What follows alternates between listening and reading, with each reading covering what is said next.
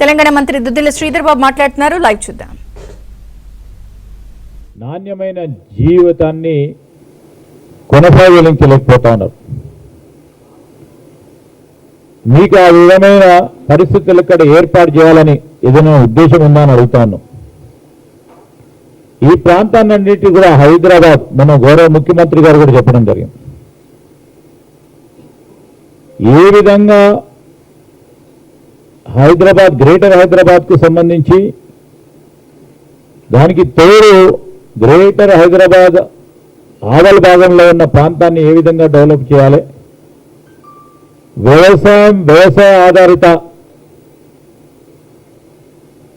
ప్రజలకు సంబంధించి ఏ విధమైన విధానపరమైన నిర్ణయం తీసుకోవాలని ఒక దూరదృష్టితో తీసుకుంటున్న నిర్ణయాలకు అనుగుణంగా ముందుకు పోతా ఉన్నాం. మరి ఈరోజు టీఆర్ఎస్ వాళ్ళు ఏం మాట్లాడితే మేము అది మాట్లాడాలని, మేము వారికి చేదోడు వాదాడుగా ఉండాలని, ఇద్దరం కలిసే ముందుకు నడుద్దాం, ఈ ప్రభుత్వాన్ని ఈ ప్రభుత్వ పాలసీ విధానాలను అడ్డుకోవాలని,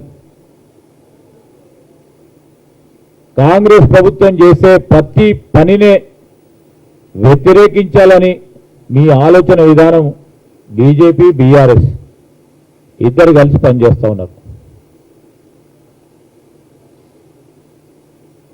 రెండవది,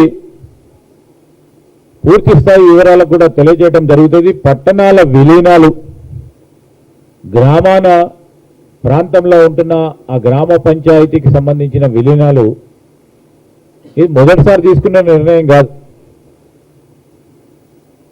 రాష్ట్ర అభివృద్ధి భాగంలో గ్రేటర్ హైదరాబాద్కు సంబంధించిన అభివృద్ధి భాగంలో గతంలో ఇలాంటివి అనేక సందర్భాల్లో విలీనం కూడా చేయటం జరిగింది.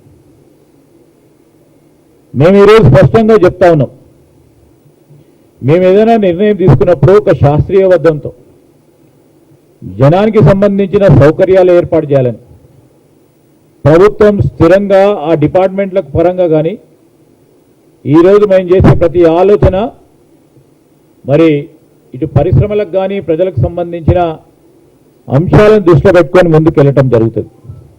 నేను మరొకసారి పాత్రికేయ మిత్రుల ద్వారా మరి రాష్ట్ర ప్రజలందరికీ, గ్రేటర్ హైదరాబాద్కు సంబంధించిన ప్రజానికానికి మరొకసారి స్పష్టం చేయదలుచుకున్నాం. ఏదైతే హిల్ట్ పాలసీకి సంబంధించిన జీవో, ఆ జీవోకు సంబంధించి ఇది పట్టాలుండి వారి సొంత భూములకు సంబంధించి